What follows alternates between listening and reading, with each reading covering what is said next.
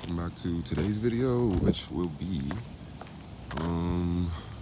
E39 history. So how many cars I've had, what I've done to this car, why it took so long for me to make this video. I'm gonna wash it because it's really dirty right now. And then depending upon if there's gonna be meat tonight, it might go to the meat. But here she is, she's back. Picked her up this morning. Still need to replace the emblem on the front, but the clutch feels good. And yeah, so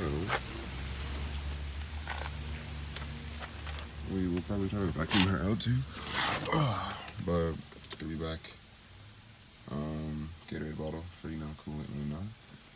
Alright guys, so this is going to be the, I guess, history of the E39 video. So, as you can see, I got the cross hanging, given to me by a friend.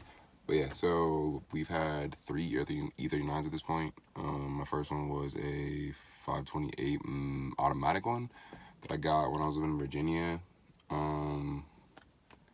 Not my favorite car, honestly. When I was going for it, I was originally going to look at the lot to find things like a 2004 Eclipse or something like that, but it was too loud. My mom didn't agree with the exhaust that was on it. And the E39 was black, just like this one. I think it had gray interior. But yeah, so the guy talked my mom into that one, which was kind of cool. So that kind of got it started for me. And then I give it 4 months. And that one, the transmission started to go. I didn't do anything that I can think of to like actually hurt it, but everybody always says that, of course, right? But yeah, so I got rid of that. I think I gave it to like CarMax, something like that. I got $500 for it, something like that, something easy. Second one, I came back to Colorado and I got my second 528. But this one was a manual. Again, black. I think it was black on black as well, or maybe it was silver and I blocked the rims out. Don't really remember. But yeah, so before I got that one, I went and looked at a 540 that had the full, like, everything package, the sunshades, the sub in the back, exhaust. It was basically like built exactly how I wanted it to be. And we passed on that one, and I wish we wouldn't have, because that would have been the perfect car and would have saved me so much time. But alas, we finally got to this one. But before we got to this one again, the 528, when I was trying to drift it in the snow one day, it lost a little bit of control, ran into a tree, and yeah. So it had a messed up fender for a little while. I'll see if I can find any pictures of it. I drove it around with a messed up fender for a while, just because I love the cars that much, but it was not the greatest looking car, or the greatest driving car. But like I said, finally we ended up in the 540 6-speed manual that we're in today.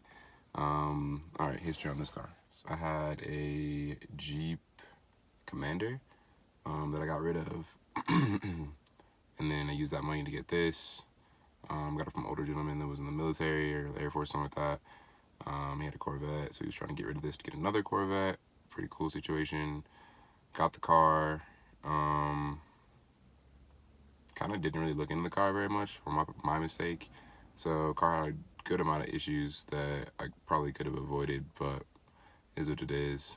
So before we got to what took so long this time, we replaced the lower oil pan, because the drain plug was stripped.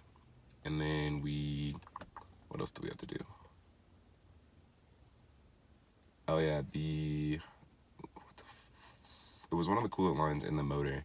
After like 2 weeks of having the car, one of the coolant lines in the very back of the engine, I'm totally spacing the actual name of it, decided to blow a hole in it. So I had to deal with that overheating issue and get that taken care of. Trying to think of what else. It didn't really have a lot of issues. I think I broke an expansion tank. But eventually what happened was the car had a knock that I didn't know the car had a rod knock when I picked it up. And it just got progressively worse. And then I think I was driving to go to a basketball game one day, and I was pushing the car kind of hard because we were running late and we had to like make it on time. And the car just started sounding horrible, like totally, like almost like the misfire that it had was just like really advanced, I guess. And so I ended up letting the car sit for a little while, changed spark plugs, did an oil change. Car didn't sound any better. So I don't know what the exact issue with the motor was, but that motor was shot. So car set again. When I got ready to move, I moved. And then I found somebody who was trying to get rid of, I guess he was like a car, not a dealer, but I mean, he buys used cars and sells parts to people who need them. So essentially he had a motor and a transmission that he was willing to get rid of for a decent price. So I told him I'd take it. So I ended up driving the car down to Colorado Springs to get that taken care of. Got the motor in, got all that taken care of, and now we're here. So I don't know if you've been watching the final videos, last couple videos, but we got the car back. The radiator tank or whatever exploded into the fan. So I had to replace the fan, the radiator, the fan shroud, and I think that was it for that job. And then as soon as I got that back, we had to go get some more mounts for that from the junkyard. And once we got that back, I was gonna make another video the other day going to another BMW meet, but the clutch, I don't even think I told you guys in the last video, but the clutch was kind of starting to stick when I picked it up from the radiator thing. And eventually we were on the highway and the clutch just stuck to the ground and I couldn't get it out of gear. So car got stuck on the side of the highway for like a day and a half. I got it towed. I got the slave and the master replaced, as well as the brake line or whatever that connects it to, because I guess that was just super braille. And then yeah, so the car's been sitting since then. And then when I picked it up this morning, the window regulator was not broken, but the window had slipped off the track, so we had to fix that this morning. But yeah, she's been a challenge. Now that she's back though, we should be able to do the upgrades I want to do. So again, I want to upgrade the head unit. I have this Kenwood head unit in here that I don't really like. I want to upgrade to the E39 head unit. It's going to give me the ability to code, or once I put like the iBus or whatever in there, I'll be able to like code a whole bunch of stuff, like in the head part up here, the HUD or whatever, as well as have like Apple CarPlay if I want to do that, or just better Bluetooth, because this one's Bluetooth is horrible. And yeah, and then I just, like I said, I'm realizing how much stuff I need to actually go through and replace, so I'm probably going to go through and do my window regulators, all 4 of them.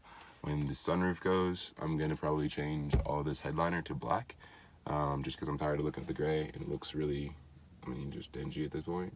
So that'll be changed out.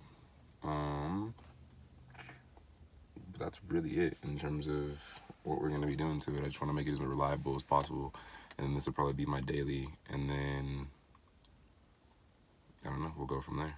But we'll go ahead and start her up, and then we will go ahead and get over to washing her over so we can check it out, right?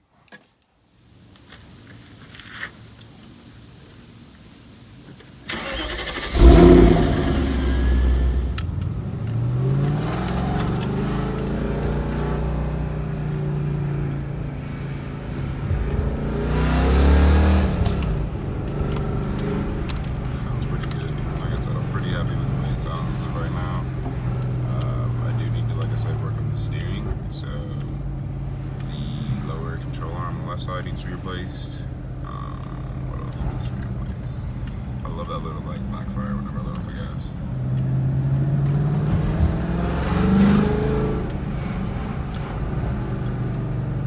Yeah, just a quick little sound video. I'll see you guys when we get to the car wash. Alright, so we made it to the car wash.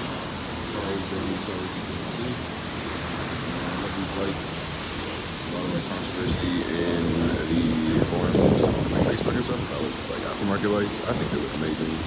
Kind of brings a more modern look to the car. But yeah, kind of showing you guys exactly how dirty it is. Filthy. Yeah, let's get to it. She looks a lot better when she gets cleaned. I'm gonna go to that front tire right there. But yes, definitely looks a lot better. Hopefully we'll be rolling to the meet tonight. If not, it's probably the only video you see today. But I'll try to get a good amount of footage from the meet if I go to the meet and make the 2027 video. So, subscribe, follow, whatever, enjoy, like, comment, tell me what your favorite part is. If you're a fellow E39 owner, tell me what your year, make, and model is, all that type of stuff. But yeah, I know y'all know that ding, ding, ding. So see y'all in the next one.